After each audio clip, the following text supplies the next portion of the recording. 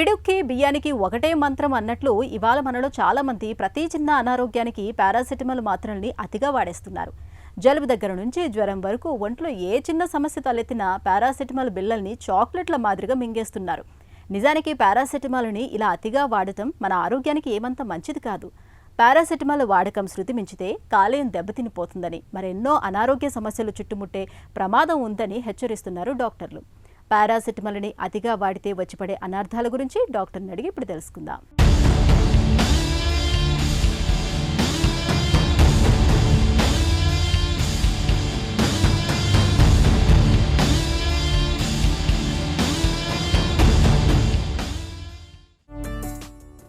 Paracetamol మాత్ర ప్రాధాన్యం ఏంటి?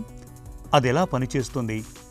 పారాసెటమాల్ అనేది ఇట్ ఈస్ యాక్చువల్లీ ఏంటంటే అండి, ఇది మామూలుగా రెండు ముఖ్యమైన యూజెస్ ఉంటాయి దీనికి. దాంట్లో వచ్చేటప్పటికి మొదటిగా ఇది ఫీవర్కి ఉపయోగపడుతుంది. సో దాన్ని యాంటీపైరెటిక్ అంటారు. రెండోది వచ్చేటప్పటికి నొప్పులకి, అంటే రకరకాల నొప్పులకి. ఇప్పుడు మనకు తెలిసినటువంటి పెయిన్ కిల్లర్స్ ఏంటంటే రెండు రకాలు ఉంటాయి. ఒకటేమో ఎనాసిడ్స్ అంటారు, ఇంకొకటేమో పారాసెటమాల్. పారాసెటమాల్ ఏంటంటే కాస్త సేఫర్ టాబ్లెట్ దాన్ ఎనాసిడ్స్ అనమాట. అండ్ దీంట్లో కూడా పారాసెటమాల్ ముఖ్యంగా ఏంటంటే చిన్న మైల్డ్ లేదంటే మోడరేట్ నొప్పులకి బాగా పనిచేస్తుంది. తలనొప్పికి కానీ, పంటి నొప్పికి కానీ, జాయింట్ పెయిన్స్కి కానీ, అదేవిధంగా మజిల్ ఏక్స్కి కానీ, వీటికి పారాసెటమాల్ అనేది బాగా పనిచేస్తుంది. అండ్ అసిటమైనోఫిన్ అనే కాంపోనెంట్ ద్వారా ఇది మన బాడీలో పనిచేస్తుంది. పారాసెటమాల్ను ఏ ఏ అనారోగ్యాలకు వాడాల్సిందిగా సూచిస్తూ ఉంటారు?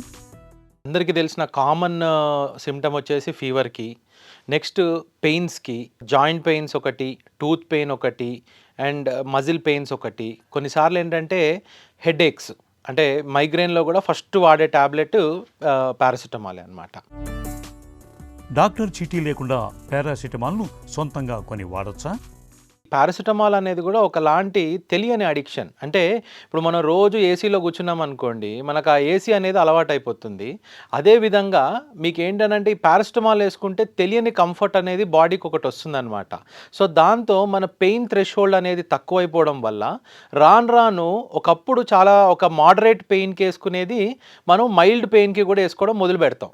సో దీనివల్ల ఏమవుతుందనంటే ప్రతి చిన్నదానికి మనం కౌంటర్కి వెళ్ళి టాబ్లెట్ తీసుకొని వేసుకోవడము, ఇట్లాంటివి చేయడం అవుతుందన్నమాట. సో నా అడ్వైజ్ యాజ్ ఏ ఒక డాక్టర్, అండ్ మేము ముఖ్యంగా ఏంటంటే దీని సైడ్ ఎఫెక్ట్స్ చూసే డాక్టర్లం కాబట్టి మాకేమనిపిస్తుందనంటే ఓవర్ ద కౌంటర్ ప్రిస్క్రిప్షన్ కంటే కూడా కంపల్సరీ ఒక ఇండికేషన్ ఉండాలి. ఇండికేషన్ అంటే ముఖ్యంగా ఎలా అంటే, ఫర్ ఎగ్జాంపుల్ టెంపరేచర్ ఉందనుకోండి, టెంపరేచర్ మనకు థర్మామీటర్లో 100+ ఉంటేనే వేసుకోవడానికి ప్రయత్నం చేయాలి. ఇప్పుడు పాతకాలంలో ఏంటంటే జస్ట్ చేయితో బట్టి వేడిగా ఉంటే వేసుకోవడం, లేదంటే అలసిపోయినట్టు ఉంటే వేసుకోవడం, ఇలాంటివి చూసేవాళ్ళం. కానీ ఇప్పుడు అట్లాంటి ఎవిడెన్స్ లేకుండా, అంటే థర్మామీటర్లో 100 degrees లేకుండా మనము పారాసెటమాల్ అనేది వీలున్నంత వరకు అవాయిడ్ చేయడానికి ప్రయత్నం చేయాలి.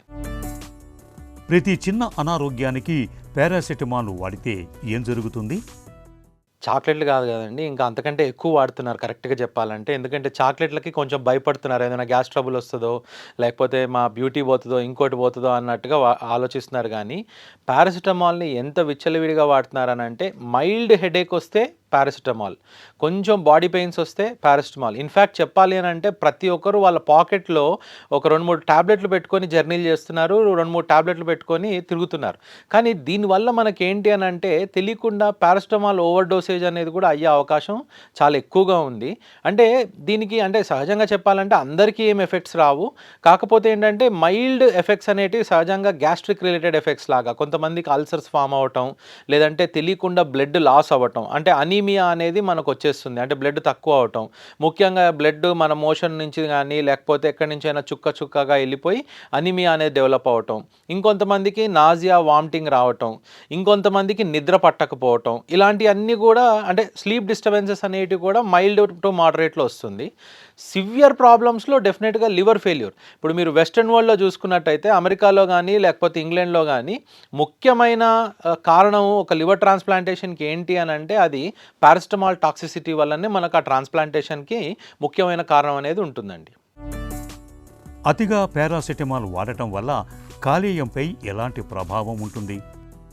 లివర్ అనేది మన బాడీకి ఒక ఫిల్టర్ లాంటిది. సో, మీరు ఏ మెడిసిన్ తీసుకున్నా, ఏ కెమికల్ తీసుకున్నా, ఏ ఫుడ్ తీసుకున్నా మొదటిగా అది లివర్‌కెళ్ళి లివర్ దాన్ని కొన్ని మెటబొలైట్స్ లాగా తయారు చేసి ఎయిదర్ యూరిన్ ద్వారా లేదంటే బైల్ ద్వారా బయటికి పంపించేయడం జరుగుతుంది. అదే ప్రాసెస్‌లో ఈ పారాసిటమాల్‌ని కూడా ఫస్ట్ లివర్‌కెళ్ళిన తర్వాత దాన్ని యాక్టివ్ మెటబొలైట్‌గా మారుస్తుందన్నమాట.